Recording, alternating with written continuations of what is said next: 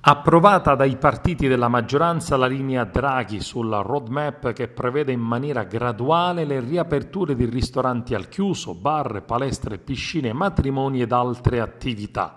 Una linea equilibrata e ragionata adottata durante una lunga cabina di regia con molti degli attori politici della sua coalizione per accontentare i partiti, mentre rimane ferma ed intransigente Fratelli d'Italia al no assoluto a tutto e soprattutto all'eliminazione del coprifuoco che pian piano si allenterà verso le 23, le 24 e poi si dovrebbe addirittura eliminare da metà giugno.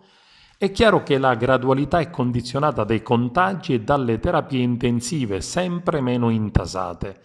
Ed infatti in una nota stampa Speranza, Letta e Salvini approvano la proposta del Premier Draghi con qualche distinguo, con un percorso di gradualità sulle riaperture basato sull'evidenza scientifica ad eccezione di Giorgia Meloni che scrive «Il governo Draghi respinge ancora una volta la nostra proposta di abolire subito il coprifuoco. 1 o 2 ore in più d'aria concessa agli italiani non alleggeriscono la gravità di un provvedimento che sta mettendo in ginocchio interi comparti e creando danni irreparabili a settori trainanti come quello del turismo. Il coprifuoco, come annunciato, sarà spostato alle 23 dal 7 giugno alle 24 per poi essere completamente abolito dal 21 giugno. Questa è la linea concordata. Altro capitolo riguarda le attività di ristorazione che dal 1 di giugno potranno aprire anche al chiuso per il pranzo e la cena e la sintesi discussa in cabina di regia.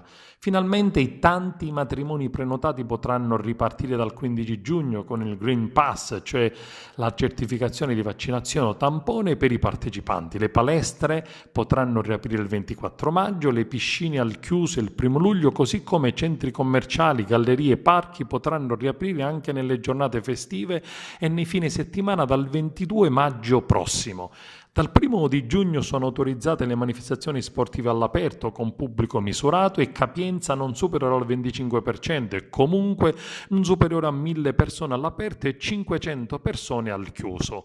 Restano sospese ancora le attività in sala da ballo, discoteche simili all'aperto e al chiuso, con una feroce reazione del sindacato di categoria che dichiara: ci siamo stancati di essere trattati come untori, meritiamo rispetto, riapre tutto fuorché le discoteche, è una cosa vergognosa e intollerabile.